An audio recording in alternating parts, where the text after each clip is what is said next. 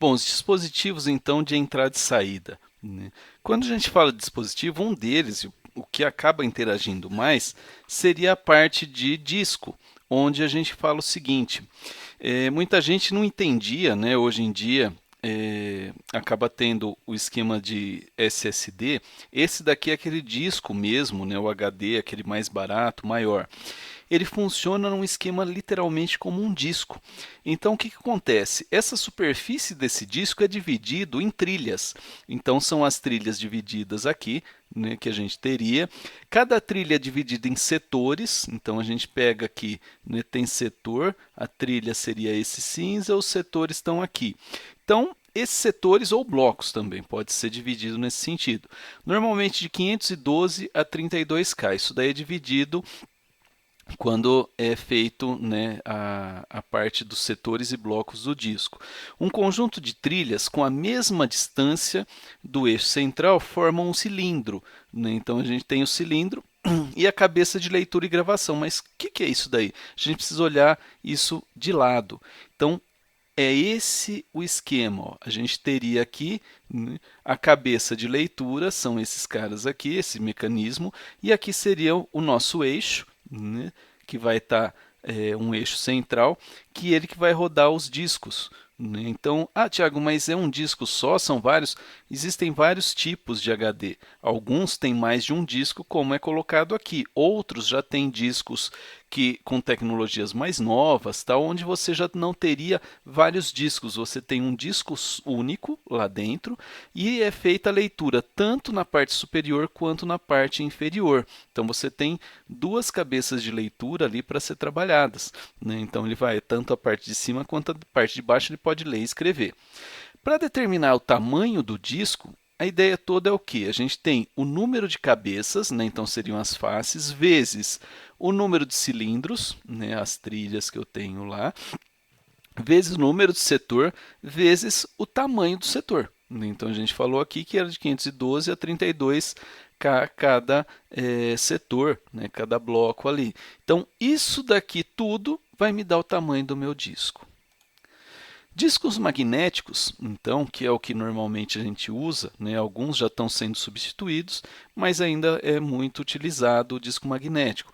É uma grande evolução relacionado à velocidade, né? Então, velocidade de acesso, que é o tempo de busca que a gente tem lá, chamado de SIC, muitas vezes acaba acontecendo, é o tempo de deslocamento do cabeçote até o cilindro correspondente à trilha a ser acessada. Então, por isso que muitas vezes você fala assim, nossa, mas esse disco está lento, né? Então ele tem que fazer isso daí. Além disso, a gente tem a parte de transferência. É o tempo para transferência da leitura ou da escrita dos dados, né? Outro item que a gente também tem evolução é a capacidade.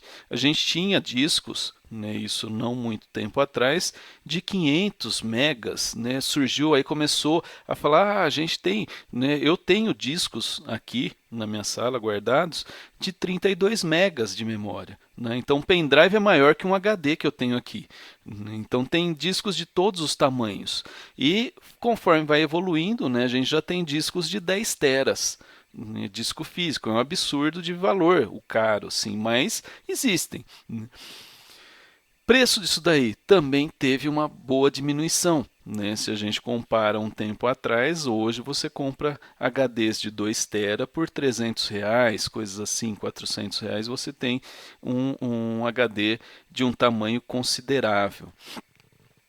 E aí, o que acontece? O tempo de acesso, né, para reduzir isso daí, porque a gente viu, o disco vai girando e o tempo de até aquela cabeça de leitura chegar no ponto onde ele precisa acessar, ler aquela informação, ele vai demorar. Então, para reduzir esse tempo, utiliza-se um negócio chamado entrelaçamento, né? O que ele vai fazer? Os setores são numerados com um espaço entre eles. Então, o setor K e o setor K mais 1, existem N setores ali, né, entre esses dois ali. O número n vai depender da velocidade do processador, do barramento, da controladora, da velocidade da rotação do disco, depende de muitos fatores. Então, o que acontece? Um disco sem entrelaçamento, a gente teria aqui, ó, a gente teria o 0, 1, o 2, o 3, um ao lado do outro. Com o entrelaçamento simples, a gente poderia ter o 0, pula 1, ó, 0, 1, 2, 3, aí vem pulou aqui 4, 5, 6, 7, a gente vai pulando 1. Ou o entrelaçamento duplo, né? Ó, já vem aqui, pula 2. Né? Depois pula mais 2, pula mais 2. Né? E assim por diante. Ó, vai sempre pulando de 2 em 2 para entrelaçar. Teoricamente, você consegue, tendo aqueles fatores, como eu disse anteriormente, CPU, velocidade do disco, tudo isso daí, você vai conseguir uma melhora em desempenho. Além disso, a gente também tem o driver do disco, que alguns fatores, né, que vão influenciar tudo isso daí, de tempo de transferência, tudo isso daí, seria o quê? O tempo do acesso. Como é que eu calculo esse tempo de acesso? Para aumentar isso daqui, o tempo de acesso seria o quê? O tempo para eu fazer o SIC, né? Então, por quê? Pensa o seguinte, esse disco está rodando, ele vai girando, girando, tá vendo a rotação aqui, né?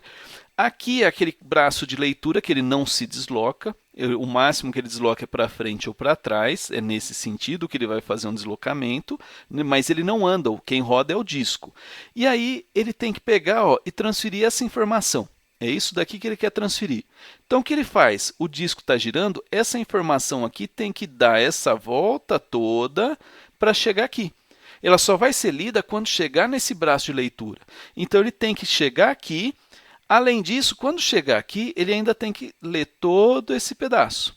Então, o que acontece? A gente tem o tempo do SIC, que é para chegar no lugar certo aqui, né, para essa posição chegar aqui nesse braço. Né, então, a gente tem esse ponto até ele parar aqui, o braço chegar naquela posição que eu quero.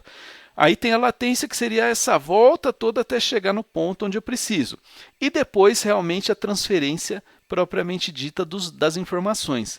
Então, tudo isso daí que vai influenciar no tempo que eu vou ter de acesso nesse disco.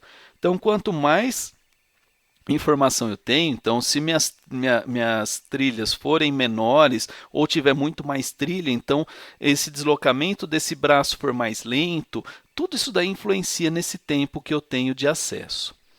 Nesse item tem dois vídeos. O primeiro, esse vídeo aqui da Seagate. Seagate é uma fabricante de disco rígido. É um vídeo de 1998, ele é bem antiguinho, mas é legal o jeito que ele explica toda essa parte de latência, de SIC, tudo isso daí. Dá uma olhadinha nesse vídeo, é interessante. No vídeo de baixo, esse daqui já é de uma pesquisadora, ela vai explicar como é que funciona o disco, como é que ele é criado, componentes químicos. Então, quem tiver mais interesse, dá uma olhada nesse daqui. Esse daqui é bem engraçadinho, então é legal de dar uma olhada lá. Foi postado no YouTube em 2010, porém o vídeo é de 1998. Dá uma olhadinha lá, fica a dica aí, é legal.